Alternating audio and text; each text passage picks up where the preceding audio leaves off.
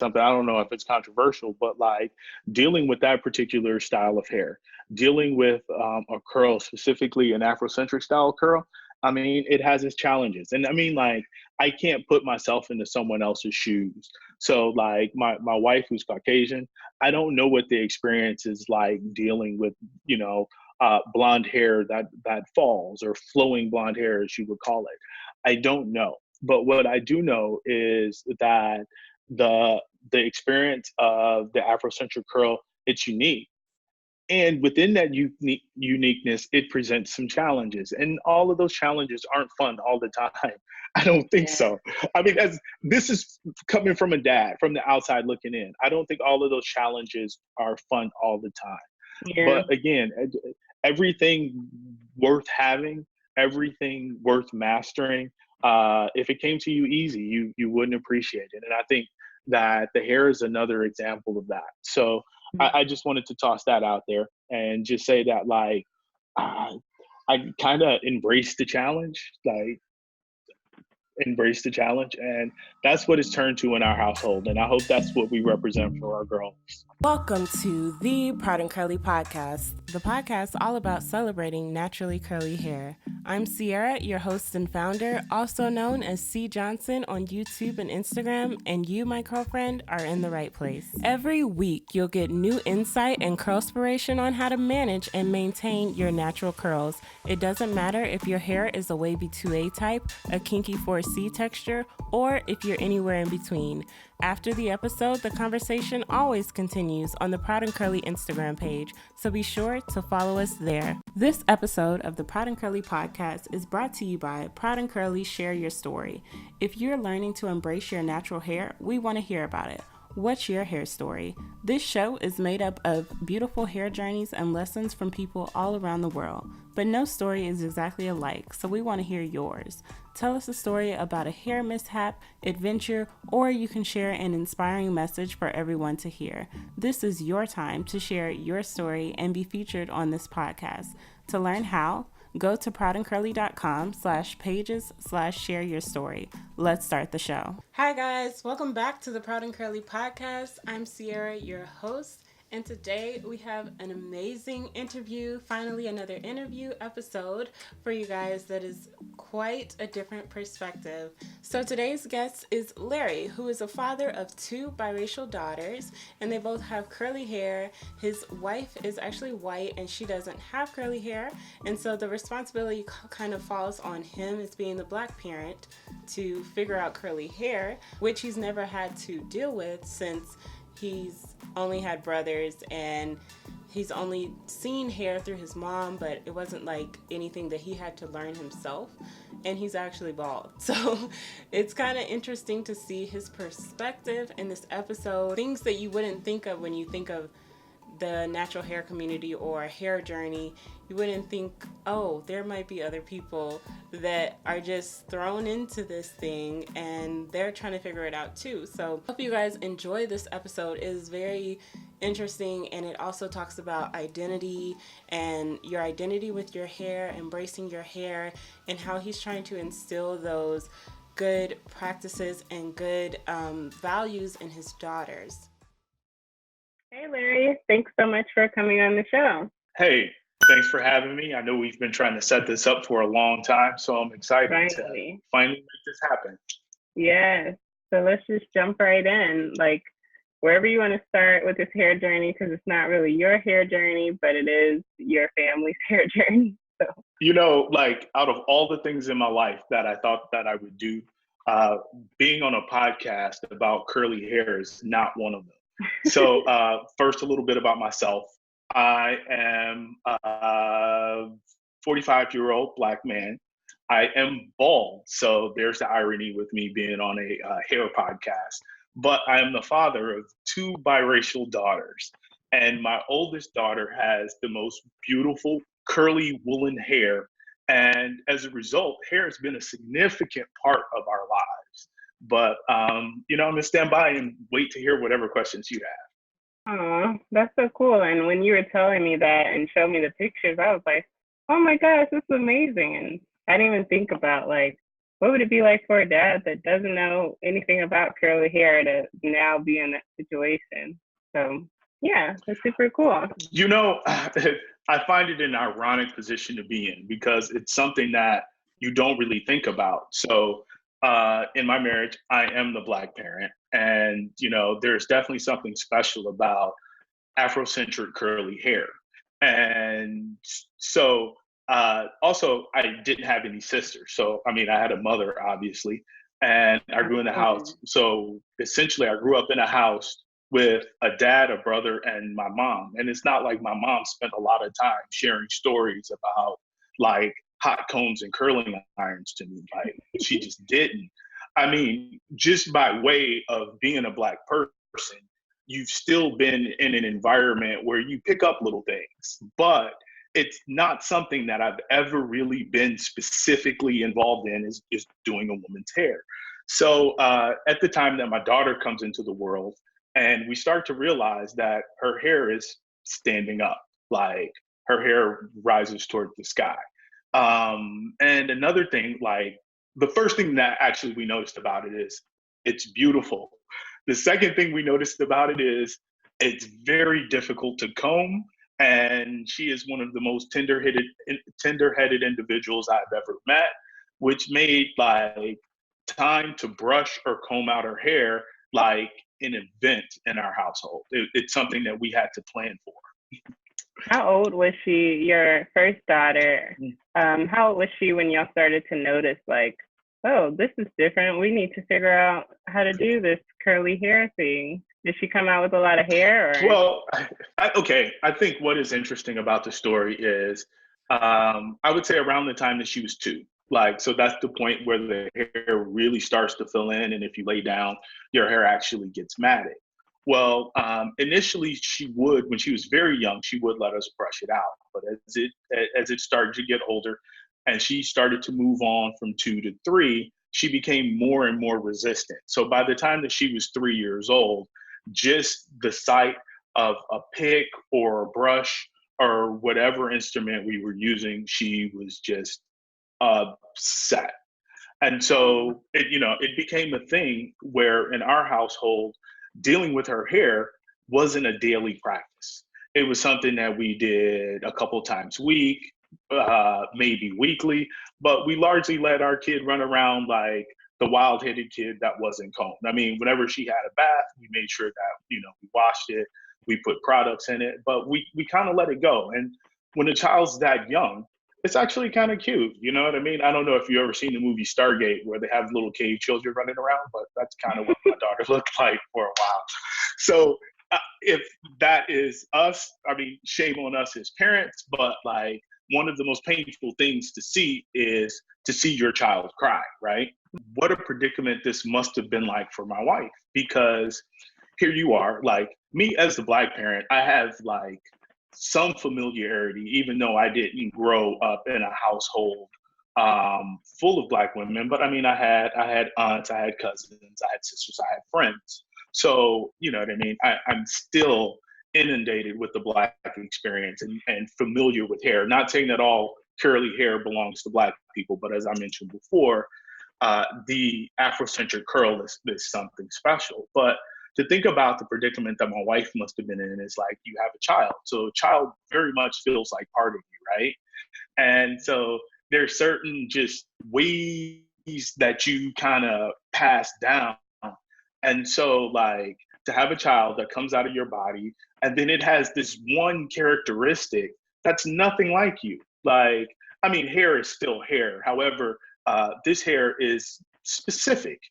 The way that you treat it, the way that you comb it, the way that you style it are all things very specific to what it is. And it has nothing to do with you. So yet this is a child, someone you love, it is of your body, and you have no idea what to do with its hair.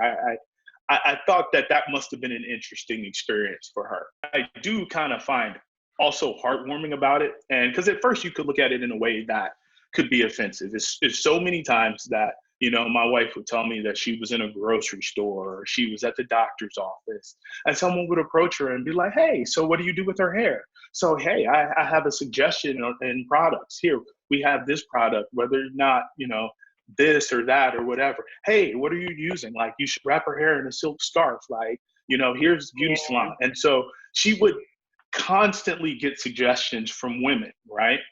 And sometimes she would find it offensive depending on the approach. And a lot of times she would be like, oh my God, this person was so sweet. But it was kind of a mixed bag for her. And I thought about it because initially I was like, damn, like, if people are approaching you like, hey, here's what you need to do with your daughter's hair, are they just kind of quietly saying, hey, your daughter's hair is a hot mess? And I mean, yeah, they probably are. But it's like, I thought that's the wrong perspective on it, because the experience of the hair it's also about identity. And that identity is based in a common experience. And so you see this child who has something like you, and you understand as a Black woman that, hey, the mom might not be too familiar, like, but I've gone through the burning sands of this. I grew up with this hair. My sisters grew up with this hair. My mother grew up with this hair. And so here's our experience in dealing with it. And so the fact that they, would take the time to approach my wife and make suggestions, I realized, you know what? Take it as a version of inclusion. They're saying, hey, you know what? Welcome to the experience. Here's a piece of the Black experience. You can never be Black. No, that's not what this is about. But this hair, it's something that means something to us. It is a source of our identity, and we're going to share this little tidbit with you for how to deal with it. So, I think it says something good about us. Wow, I'm sure that could be overwhelming. I guess I just kind of ran out. I said, I guess I kind of just ran to the end of that story. It was like, oh, but. No, you're fine. But I'm sure that can be overwhelming, because a lot of the times when I'm in the store, there are like lots of women that are there. They'll be like, what do you use on your hair? Or should I use this on my hair? And the thing about it is, it's not like that happens. Like I feel that with you too, like, or how your wife would feel. But I feel like that's just a part of the curly hair community. Like, we're always trying to figure out what's the best product, what's the best thing you use on your hair, or what do you use? Even if you're watching YouTube videos or following what other people do, it could be like totally different for what works for your hair. So a lot of the times people in the curly hair community do share what they use, or say like, oh, you should try this. I just tried this, to try to help people. But at the same time, everybody has to try like for themselves, because your hair might take to it differently. They often change the ingredients in the product. So like what worked for you years ago may not work for you anymore, or the way you're combining it with other products. So it's like a kind of never ending like struggle. You know what? And I've recognized that even in the experience of dealing with my daughter, it is a bunch of trial and error, because one of the things I can say is that the bathroom up there, it's full of different products. And since, as a parent, one of the things that, as a dad of daughters, we have 2 daughters, right? And even though I'm the guy, like, you got to participate. And it's like, you have to kind of get in where you fit in and as much help as possible. So, I've found products that we like, and I found products that we don't like. And it's funny because, like, I'm a dude. I've been shaving my head. I'm 45 years old, and I've been shaving my head for the last 20 years. I started going bald at like 20. So the last time I used hair products, it was like Carefree Curl, New Nile, and Ultra Sheen. And apparently nobody uses any of that anymore. So for me to come back and be reintroduced to this world of hair products, it was like, wait, does anybody use? When I was young, we used to call it hair grease, like, or you had your wave grease, and then you put your do-rag on. And I know do-rag still exists, but that's the way that it went down as a guy. Mm-hmm. So then, like, coming into it, it was like, wait, hold up, you got to have the cocoa butter shampoo. Like, why would I know about that? You start to learn about products, right? It's like, you learn that you have to have the cocoa butter shampoo. You got to have the cocoa butter conditioner. You got to have the shea butter. I was saying that butters are a big thing in the curly hair community. It's like, you got to have your butter, right? That's how you get it done. When I was a kid, we just called it hair grease. Grease is not cool anymore. You don't put grease in your hair. Grease is to lubricate your car, but it's not for your hair. Now it's pomade, right?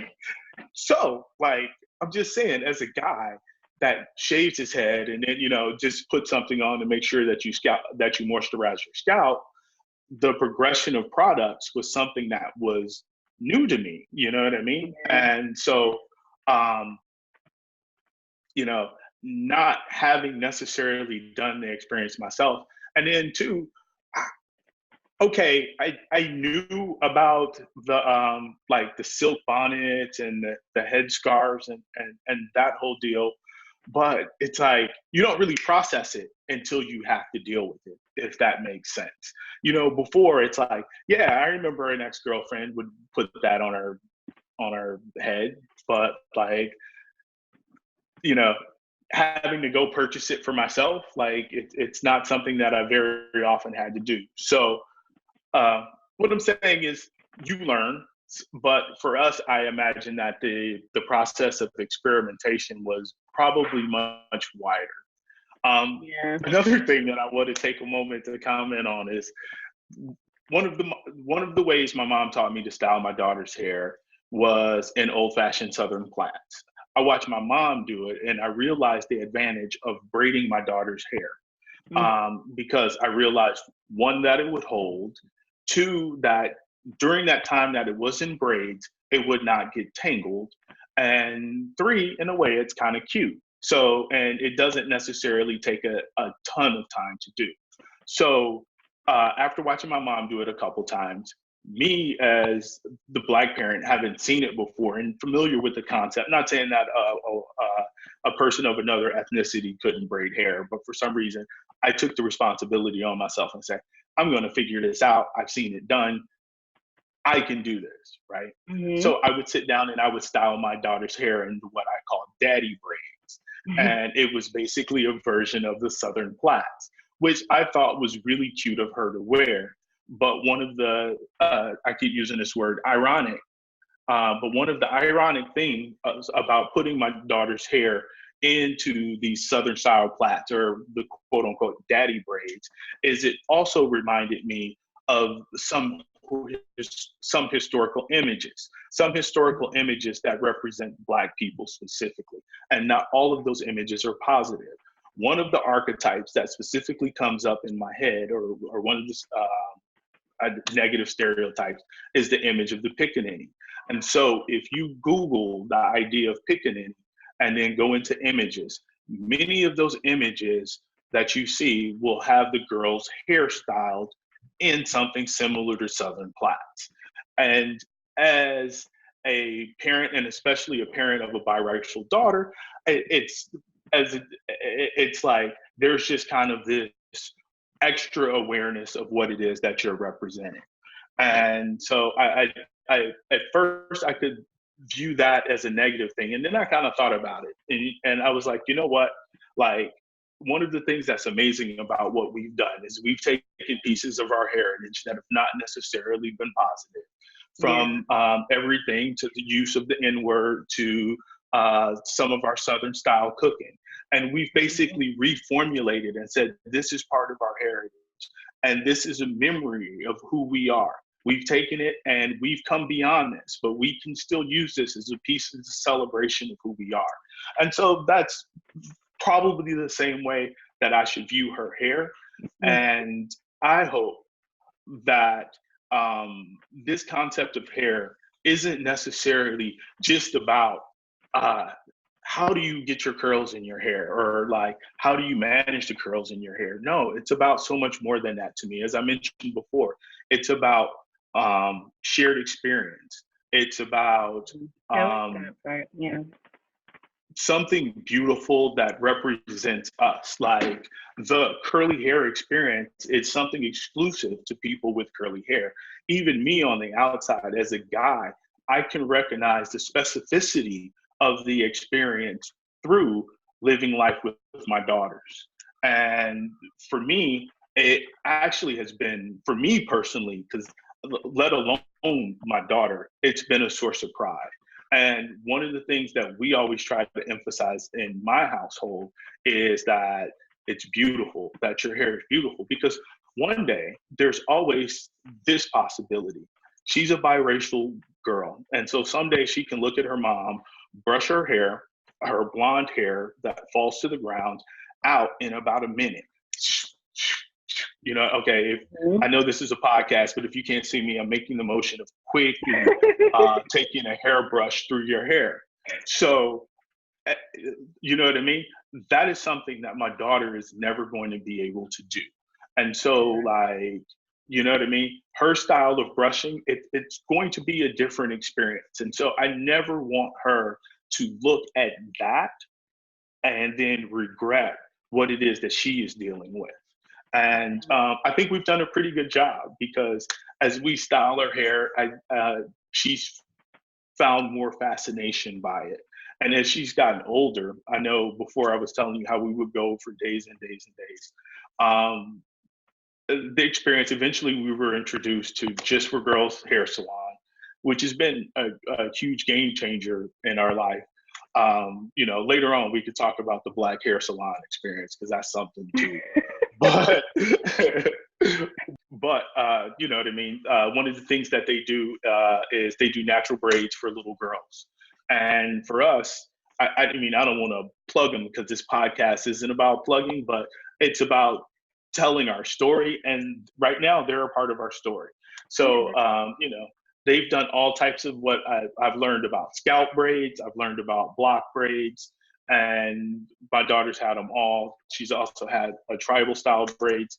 We're able to take her to the stylist and have her hair put into some style that it'll last for 2-3 weeks at a time. And we did the whole let the child run around with wild hair thing for the first 3.5-4 years of her life. But once it was time for her to start some type of school and to be in kind of a more regular routine, we thought that it was time to also change the hair process. So since she's been in school, we've been using the hair salon, and we've been keeping our hair in braids, which is absolutely beautiful. But this is where I'm going to still ask you for advice, because her hair has been consistently in braids for the last 3 or 4 months. But at some point, aren't we going to need to pull it out of those braids and just give her a chance to wear her hair loose? And one of the things that we still have not conquered is that if her hair is completely loose and she just sleeps on it, it is very difficult to brush out the next morning. So what are some suggestions for me as far as how we can take her hair out of a braided style and let her wear it, but still keep it tied up or in some type of manner at night, that when she wakes up in the morning, we could still quickly brush it out and she could go about her day? So for this answer, I'm going to have to think back from when I was a child, because I feel like as a kid, like every Black person or anybody with like curly, kinky hair, they mostly would have braids or plaits. My mom would do plaits. She didn't know how to braid. And I would go to the salon sometimes, but like on special occasions, or if I'm going summer camp and swimming or something, I would get braids. But when I take them out, I probably would like wear my hair as an afro for that day.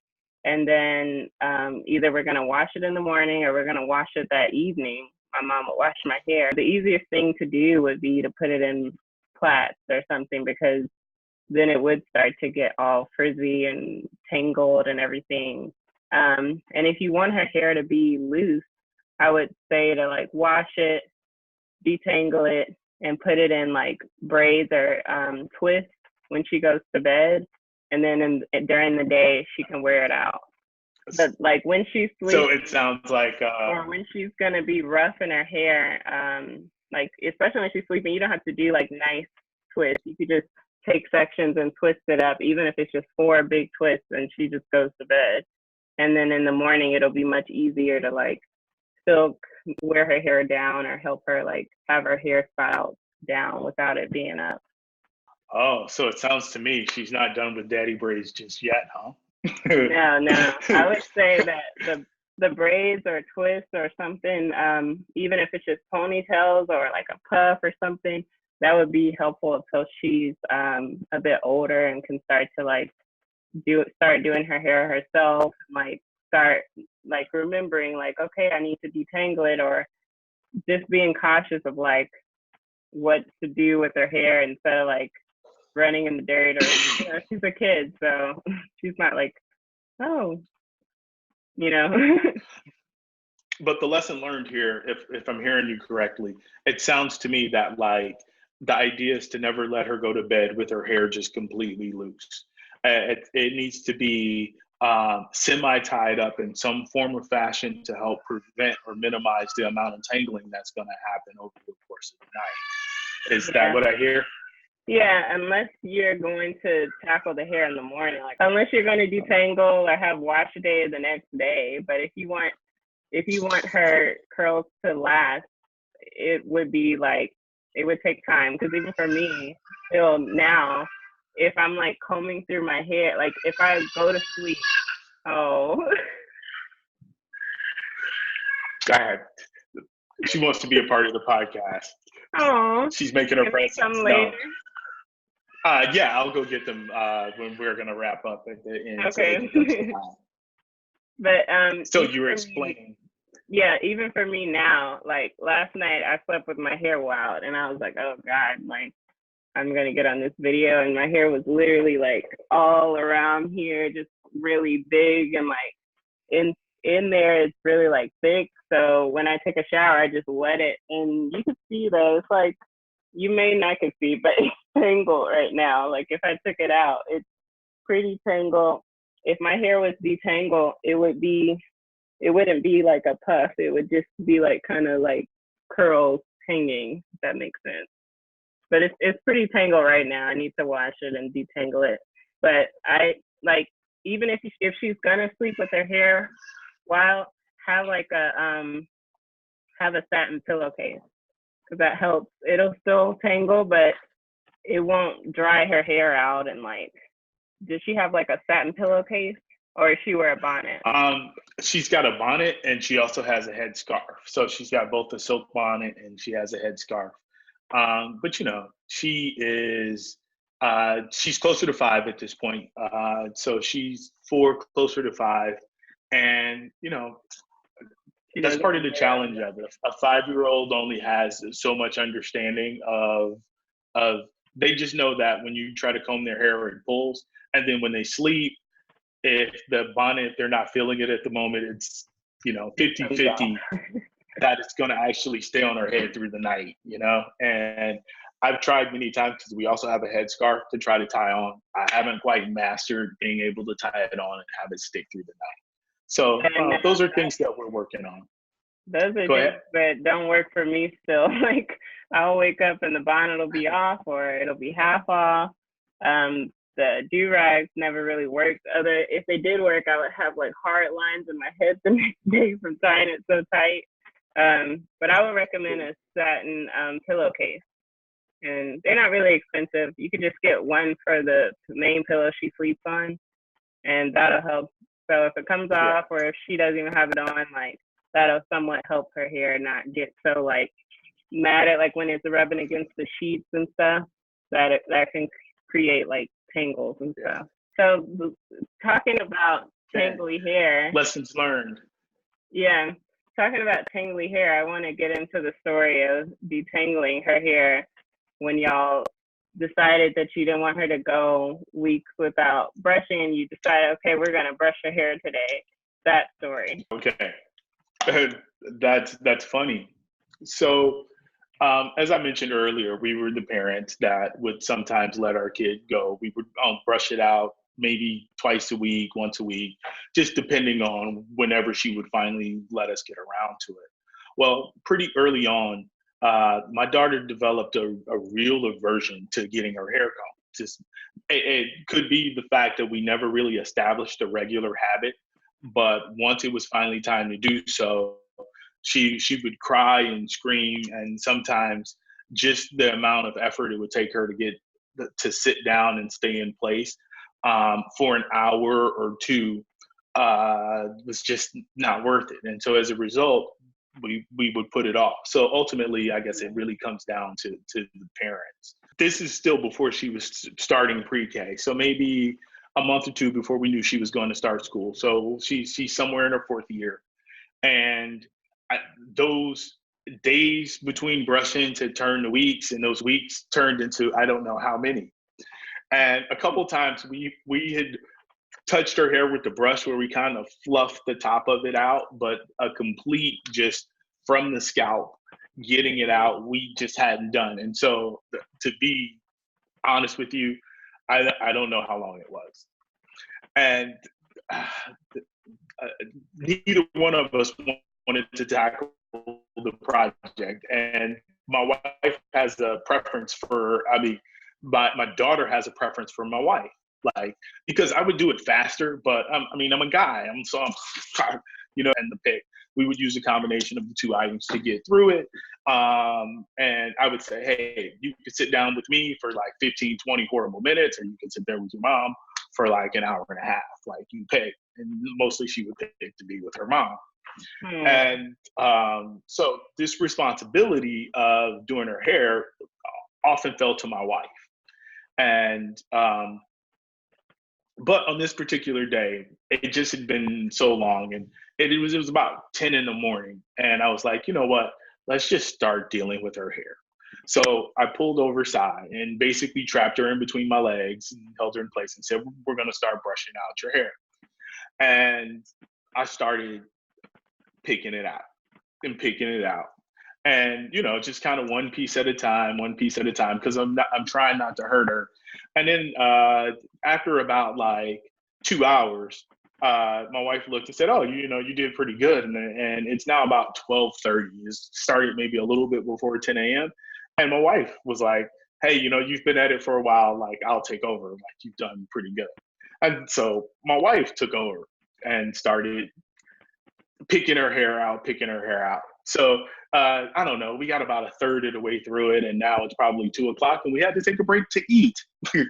So like the time is flying by and we don't even realize it. We're just going through the process. So we took a break, about a 45-minute break to eat. And then I took over. Well, to shorten this story, we probably went back and forth 2 or 3 more times till about 7:30 or 8 p.m. that night, taking a total of a 45-minute break to eat and then maybe another half an hour break. So we spent the better part of 9 or 10 hours detangling her hair before we got all of the way through it. We had let it get so bad.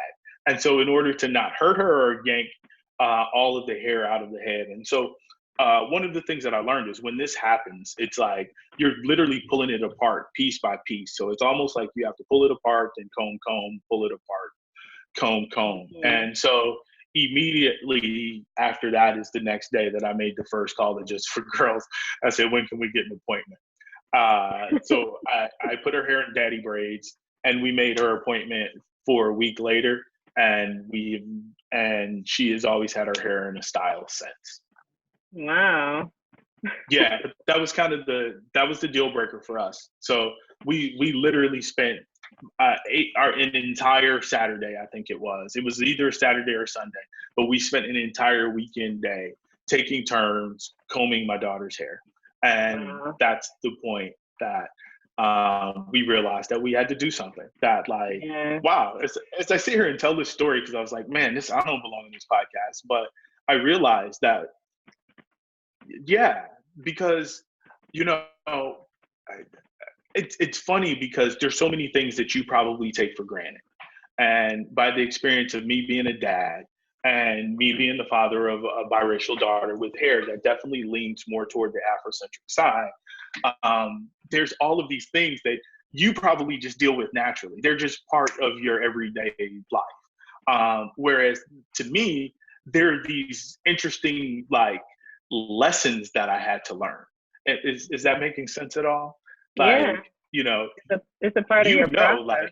Right. But that process happened to you naturally with your mom. And I don't know if you have sisters. Do you have sisters? I have a sister, but we didn't grow up together, and she has short hair now, but Nevertheless, I'm sure there were people in your life that helped guide you through the process and gave you tips and tricks along the way. Well, we live in Atlanta. For us, that experience would have been a little bit different because, yeah, occasionally we got tips and tricks from my mom, but we live in Atlanta and my parents live in Chicago.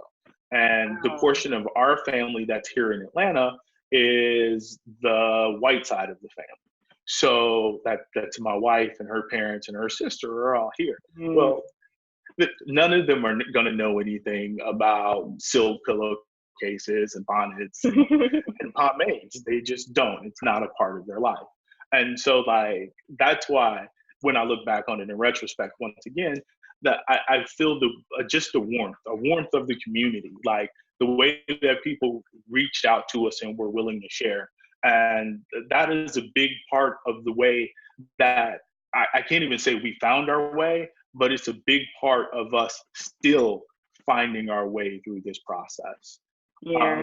Wow, that makes me jump onto another topic. I'm just hijacking your podcast right here. But like, one of the things that I noticed, because this stuff is really interesting to me, because like hair is just such a big part of identity. And the hair salon that I was talking about, Just for Girls Hair Salon, one of the things that I've noticed is I've seen parents in there of all sorts. So I've yet to see a white guy in there, but I've seen white ladies in there. I've seen fathers that look Latino. I've seen mothers that look Latino in there. And I've seen just the full gamut of all types of brown and beige and tan complexions and sandy complexions come through this place. And at one point I was in there and there was probably 8 girls in the different chairs with the hairstylists. And I looked and I was like, wow, all of their hair had like some element of curl or just or pop to it, and or kink, like, I mean, that's a word that we use. And I looked and I saw 8 different hair textures. Maybe some were more similar than others, but not one hair texture was identical. And I thought, wow, that is absolutely amazing. It's almost like hair textures are like snowflakes within the curly hair community. Wow. And so I just thought that that was just kind of like an amazing part of the beauty or something that I noticed. And speaking of that, I mentioned that I have 2 daughters. So the Mhm. oldest daughter is the one with the style of hair that's the most, but even within my own family, I have 2 pretty significantly different textures of hair. My younger daughter, who's approaching her 2nd year at this point, her hair, I would say, is not quite as Afrocentric as her daughter's, but it's as my older daughter's, but it's still curly. It has these big cowlet type curls in it that kind of rises to the sky, but then falls under its own weight. And I'm thinking that that's going to be a completely different journey, a completely different experience. And you know, once again, we'll find our way. But that's the beauty in it, isn't it? Yeah, it's definitely like for each person, it could be completely different. And like on my head, I have 3 different hair textures. Like at the bottom of my hair, it's very much looser than the rest of my hair. So it's interesting, even on my own head, trying to get products or get my hair in a certain style or use the right products to moisturize my hair for the different parts of my hair. So it's very interesting. um, I hope I'm not overwhelming you. Wait, Like, wait, wait. what? No, wait, I gotta ask a question. You said you have 3 different hair textures in your own hair. Like, how are those hair textures separated? Like, does it start growing in at one texture and then after it's grown for a while? Or is it like the hair in the back of the head is this way, the hair in the front of the head is this way? Yeah, the hair in the nape of my head is much of a looser and more like it holds moisture better, and it can't have too many heavy products on it because it'll just fall. I wish I had my hair down, I could show you. And then the hair in the middle of my head is the most like tightly curled hair. And then the hair on the top is more loose, probably because you brush it more. And like that's the part when I did straighten my hair a lot, that got more straightening and stuff like that. That's But yeah, the hair at the back of my head doesn't look like it belongs to my hair at all. um, if you look at it closely, you can see like, yeah, that's completely different texture.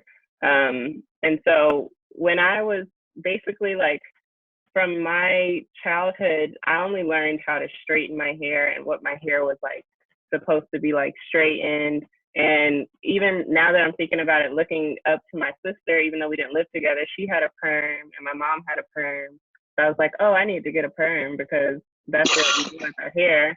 And so I got a perm, and then I got a perm around like 14 or 15 maybe. And then I started wondering what my hair was like without a perm, because I was starting to go to college, and I was like, well, I don't, like, my hairdresser isn't there. I can't just get a perm by anybody. And that's when I started learning about curly hair and what my hair, like how my hair curled up, because then it had to go from like the chemical treated hair. I had to grow it out and cut it out and stuff. And my hair pattern changed a lot in that process of me transitioning. But it's been interesting. I would say most of like everything that I learned about curly hair has been online. And because my mom still doesn't, like, she still gets a perm. And there's been other people in my family that have worn their hair curly, but mostly after I had already started, then they would say, oh, I'm thinking about wearing my hair natural. And I'm like, oh, okay, yeah, like totally do it. So it's kind of been like a loner's story going natural, but in my family. So I can understand what you mean. I did have a concept of like learning about hair, but it was mostly about your hair being straightened and brushing your hair when it's straight and stuff like that. And don't scratch in your scalp too much when you're about to get a perm, because it's gonna burn. But yeah. I think that is absolutely crazy, because I know what it's like to have to deal with my daughter's hair, but to think of the specifics of it being partitioned into 3 different styles within one head, that just seems like too much drama to handle right there. Well, as she gets older, I feel like I don't think her hair texture will change, especially if you don't like chemically treat it. It'll pretty much be the same, but you'll start to notice like the different parts of her hair. And as she gets older, she'll start to notice that too. And like, because it's always like an experiment. You're trying to figure out, okay, if I use this kind of product, will it weigh my hair down, or will it actually keep moisture in my hair? We'll go into hair porosities another time. Yeah. Well, I know that's one of the things, like my particular, like keeping moisture in my, to me, my daughter's hair looks fluffier and fuller when it holds just a little bit of moisture in it. But it's not something that it does very well. It seems like it has a tendency towards dry and frizz. So it is definitely a learning experience. But I want to piggyback off of one thing that you were saying about perms. One of like my deepest hopes for, and not saying that like, and this is just as a dad looking at his daughter, is that I hope that she always, for the majority of her life, wears her natural hair and wears it with pride, because the way that hair is formed, it is a combination of like whoever I am and who her mom is. And that's just the way, God, genetics, fate, whatever you want to call it, intended it for it to be. And it is a beautiful thing. And I think that sometimes, just this hair conversation, it's just that like, it just sparks to me the beauty of individuality. And like, again, as I mentioned, common experience, but yet where that's part of the beauty of it though. There's so much overlap to share and discuss, yet there's also so much specificity that whatever you're dealing with is personalized to you. And I think that that's where the beauty is really at. At the same time, it's the contradiction of common ground and uniqueness, and kind of the crossroads where they come together. I think it's a beautiful thing. And so for those reasons. Not saying that, on Sunday, hey, I'm going to a wedding or I'm getting married, I want to straighten my hair. Sure, do it. But I just hope that like the beauty the beauty of the girl, that is who she is. And I just hope that she always holds on to that. I think she will. It's gonna be very like, I think, influential, like even remembering these young years, like, oh, I got my hair braided, or my dad would help me with my hair, my mom would help detangle my hair all day, and just learning that that's an important thing and something that, that she needs to like keep remembering as she gets older, then she'll feel it as being a part of her, I think. And I think so, and it's important because let's be frank here. I'm going to say something. I don't know if it's controversial, but like dealing with that particular style of hair, dealing with a curl, specifically an Afrocentric style curl, I mean, it has its challenges. And I mean, like, I can't put myself into someone else's shoes. So like my wife, who's Caucasian, I don't know what the experience is like dealing with, blonde hair that falls, or flowing blonde hair, as you would call it. I don't know. But what I do know is that the experience of the Afrocentric curl, it's unique. And within that uniqueness, it presents some challenges. And all of those challenges aren't fun all the time. I don't think so. I mean, this is coming from a dad, from the outside looking in. I don't think all of those challenges are fun all the time. Yeah. But again, everything worth having, everything worth mastering, if it came to you easy, you wouldn't appreciate it. And I think that the hair is another example of that. So I just wanted to toss that out there and just say that, like, I kind of embrace the challenge, and that's what it's turned to in our household. And I hope that's what we represent for our girls. Yeah, that's awesome. Just keep it the trial and error, because and like, it's hard to like do when you're in the process. But one thing I wish I would have done is like kind of kept some, like a journal or something, where if something worked, I could write it down. Because there's sometimes you'll, like, for even me, I'll use products that work really well together, and then once those products run out, I go back to the store and I'm picking up something new that's on the market, and then that doesn't work so well, and then I'm like, I don't know what to do with my hair anymore. And yeah, then I get frustrated. But it's all a trial and error thing. Hey, so I know we're probably getting to the point in time where we need to wrap it up. So let me go see if I can go grab the girls real quick and see if I can get them to at least come and say hi. Okay, thank you. All right, this one right here is the younger one. This is JoJo. And right here.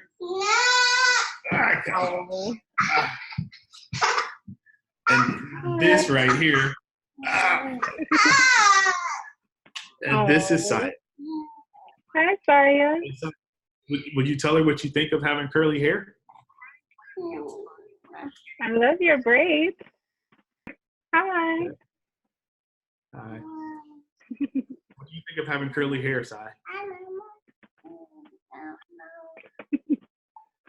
Yeah. You're so long and pretty. Yeah. Oh. What's your favorite thing about your hair? What? Say it loud. What's your favorite thing about your hair? That's curly. Oh. That's curly. Do you like it in braids or do you like it out of braids? Out of braids. Out of braids? Yeah. What does it look like when it's out of braids? Fluffy and messy. Yeah. And so, what do you hate most about your hair? It hurts when somebody brushes it. What do you not like about your hair? Say that again. But it hurts when somebody brushes it. Yeah. Who do you like to brush it? Your daddy or your mom? Mama. Why? Or I don't know if it's great. Maybe I like her to do it because she Yeah. And see, that's Miss Sierra. She's an expert in curly hair. You say hi to Miss Sierra? My hair is curly. She has curly hair too. All right, we'll let you go now. Thanks for visiting. Say bye. Bye.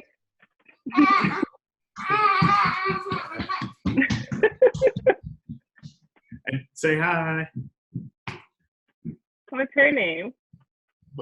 Oh, this is Jory. We call her JoJo. Jory. But Diane Jory. you can't tell. Yeah. You can't tell her hair is different because science is in breaks right now. No, I remember from the pictures, and if you have any pictures we could put in with the hair loose, I can put them in if you want. Okay, sure. I have your number. I'll go through my phone Rolodex and see if I can pick out a couple. And okay.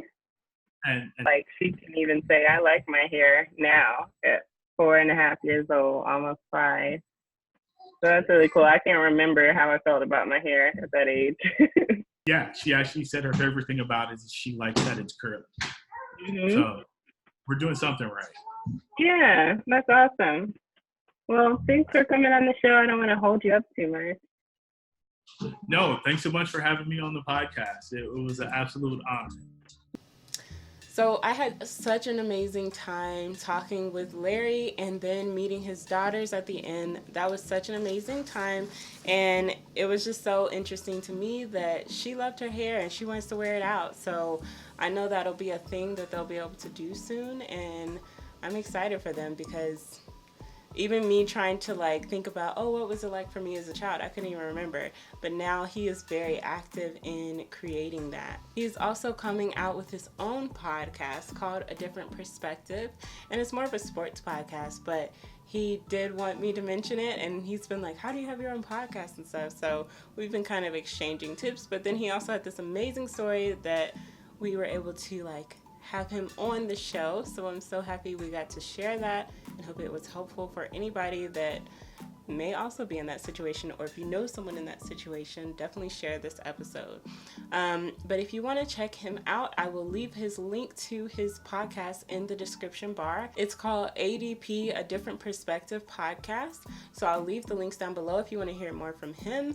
But thank you guys so much for watching this episode. I did want to say that one takeaway that I really liked, it was a quote of his, is that a quote of his that I really liked is curls are like snowflakes. You know how snowflakes, every snowflake is completely different. The way that it's made up, the design is completely different. And he was like, curls are like snowflakes, when he saw all the different hair textures in the children's salon that he takes his daughter to. When he was in that salon, he saw 8 different hair textures on everybody, 8 different girls, and he was like, curls are like snowflakes. And I was like, I like that. So we might post that somewhere along with the promo for this episode. But I really like that because even when I was like, yeah, I have 3 different textures on my head, he's like, what? And I'm like, yeah, welcome to the Curl fam. Welcome, you're gonna see these things shortly. But yes, today's episode was so good, and I've been so glad that I'm able to get back into this interviewing style. We'll definitely be having a lot more interviews to come. If you guys like this podcast, be sure to go ahead and subscribe to it, whether you're listening on Apple Podcasts, Google Play, Music, Spotify, and we're on YouTube with the video content. So subscribe to us wherever you like, or in all places so you don't miss us. And yeah, follow us on Instagram. Follow us at Proud and Curly on Instagram, because on there we also post other things about, we also post other content about loving and embracing your hair, and we also let you know when we have a new episode. So, and any updates or announcements or anything that I have would go on there. So definitely follow us on Instagram at Proud and Curly. And we're Proud and Curly on all platforms that I mentioned that the podcast is on as well. Yeah. So thank you guys for watching and listening to this episode. And I'll catch you guys next Thursday. We're going to be on, this podcast is airing on Thursdays. So I'll catch you guys next Thursday. Bye.